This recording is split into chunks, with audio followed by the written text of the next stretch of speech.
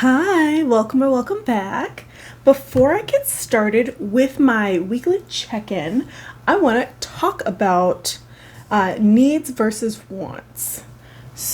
A lot of people talk about the whole, what is it? 50-30-20 thing. So it's 50% to needs, 30% to wants, 20% to investing or your future.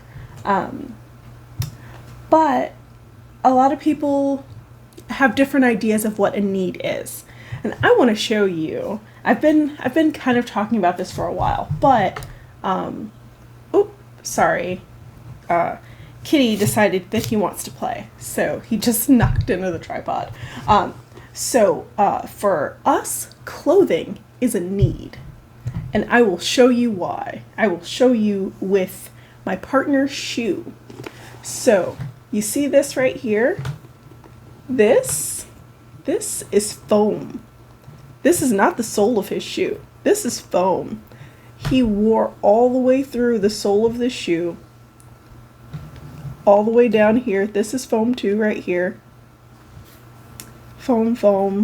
And then that's where the sole should be, right there. That's where the sole is. And if you turn it over, you can see, oh, Kitty's playing a lot. So you see how it's worn out. And right here, you see it wore all the way through, and then I can stick my finger in there. That's not supposed to happen. And like right here, you can see this was actually repaired. This was stitched up. It was actually stitched up on both sides, but he popped the stitches on the other side again. So, like these shoes, these were leather, these were decent shoes that can be repaired. But the problem is when it becomes too expensive to repair and it's not worth it anymore. My policy is get something fixed once, and then if it doesn't stay fixed, we're done. And that's what happened with those shoes. And let me tell you, he wears a 12.5 4E, like extra wide shoe.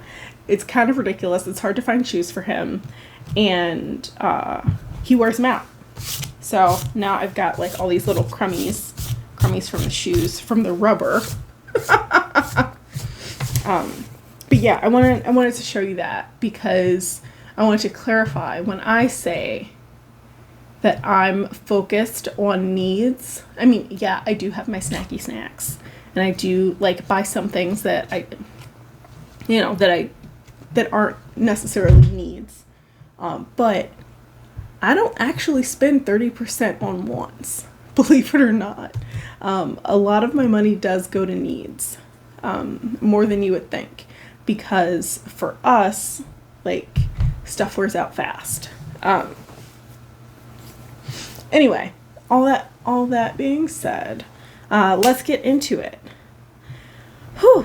So, oh my goodness, Kitty, really? Chill.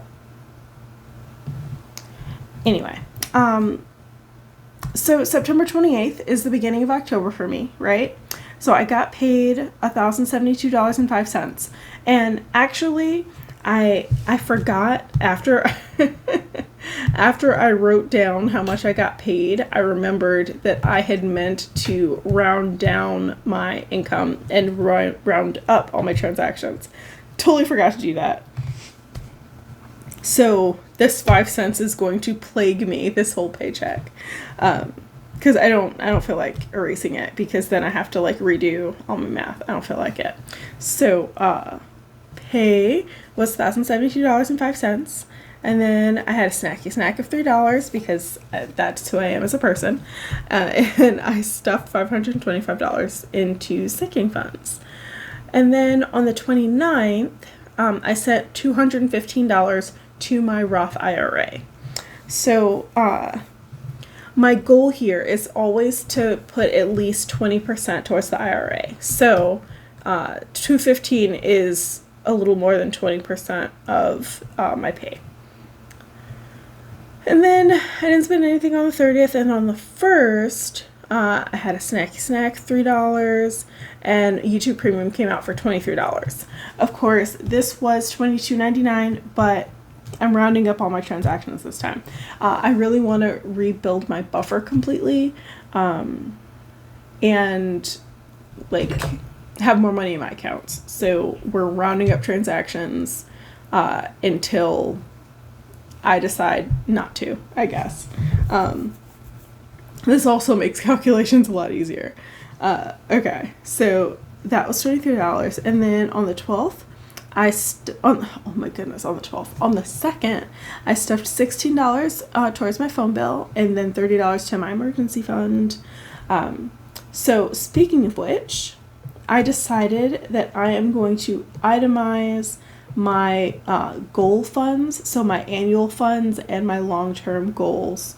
I'm gonna say what each of those are individually in here, like on my calendar, but everything else, all the rest of my cash stuffing, so my revolving sinking funds and my and the grocery money, that is just gonna say stuff, just because it'd be way too many categories. But the goals and the annuals are like a higher priority, so I'm gonna put individually like what those were in the calendar. In any case, on Tuesday on the 3rd, I stuffed $90, and then my Costco membership came out. Now, I forgot to put the Costco membership in the calendar. My bad. I did know that it was going to come out in October. I just totally forgot to put it on the calendar. But that's okay. I just took it out of my subscription money, so that's $120. And then I sent $50 to my Roth IRA again because I realized that I'm not going to be putting any money in my gas tank. Well, I didn't put any money in my gas tank this week, is basically what I'm saying. I had planned on spending $100 on gas this month, but I still haven't gotten gas. It's been a month since I got this car. Well, almost a month. And I still haven't bought gas. So, I'm feeling pretty good about it. So I sent another $50 to my Roth IRA, and then I unstuffed $31 from groceries. Now, I did spend some money on groceries that... Okay, this week has been rough. I spent more money than I planned. It's really okay. It all evens out in the end. Like, I'll be okay. But let's see what this means for the budget. And again, most of my sheets come from the Budget Moms Budget by Paycheck workbook, the printable version. This sheet, however, is from vertex42.com. That's VERTEX42.com. And this is their zero-based budget worksheet. You can get it as an Excel document or a Google Sheets document. So I got it. It has 12 lines for each category. So, each of these main categories. And I feel like it's really enough space. So I will be using that from now on. If you haven't been keeping up. But in any case, so some things happened, right? Life, as you know, as some people say, life be lifing. So I did get that $1072.05 as my paycheck. I'm not going to fill out the Roth IRA yet because this is going to be the final number that brings me to zero. So whatever's left at the end, whatever I don't spend in my variable expenses, is going to go to my Roth IRA. So that I'm not filling out yet, but so far I have sent $266, I think, or $265, something like that, to my Roth IRA this month. And then YouTube, $23 as expected. Dining out, I've only spent $6 so far, so I'm feeling pretty good about that. And then groceries for $220, I unstuffed $31. Still have a week to go, so we will see how that goes. And fuel is going to be under $50 because that's all I'm going to allow myself. And then for my variable or revolving sinking funds, these actually I changed a little bit. So I decided not to stuff anything in health. And then shopping would be 80, and I budgeted 40. Birthdays is the same at 20. Clothing, I decided to go up to 90 instead of 40. And then everything else stayed the same. So $100 to public transportation, $20 to personal, $20 to miscellaneous. So I'm feeling pretty good about that. But let's add on here. So next Monday is going to be my next cash stuffing. And I was trying to figure out how exactly I was going to do that, because I don't want to just set aside my daily amount. Not my daily, my monthly amount. So what I decided to do is I basically take the difference between my budget and my actual paycheck, and 80% of that is what I can stuff towards my goals.